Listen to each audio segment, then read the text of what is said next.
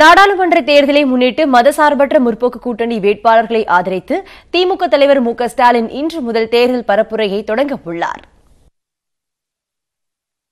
நாடாளுமன்ற தேர்தலில் தமிழகம் மற்றும் புதுச்சேரியில் திமுக தலைமையிலான மதசார்பற்ற கூட்டணி 40 தொகுதிகளில் போட்டியிடுகின்றன.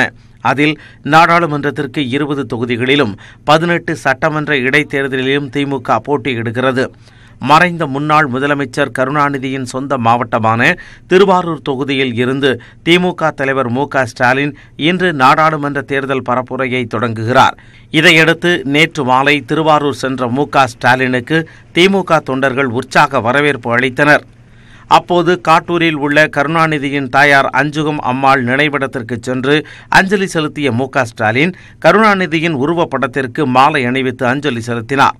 அவருடன் திருவாரூர் சட்டமன்ற தொகுதியில் போட்டியிடும் திமுக வேட்பாளர் பூண்டி கலைவாணன், முன்னாள் அமைச்சர்கள் கே.என். நேரு, மதிவாணன், எம்எல்ஏக்கள் அன்பில் ரமேஷ், டி.ஆர்.பி. ராஜா, ஆடலரசன் உள்ளிட்டோர் பங்கேற்றனர்.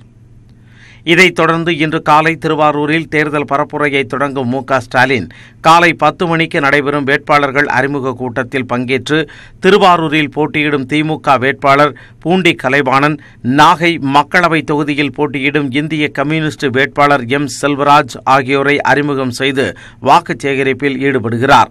மாலை 5 மணிக்கு தஞ்சையில் நடைபெறும் தேர்தல் பரப்புரை கூட்டத்திலும் மு.க.ஸ்டாலின் பங்கேற்க உள்ளார்.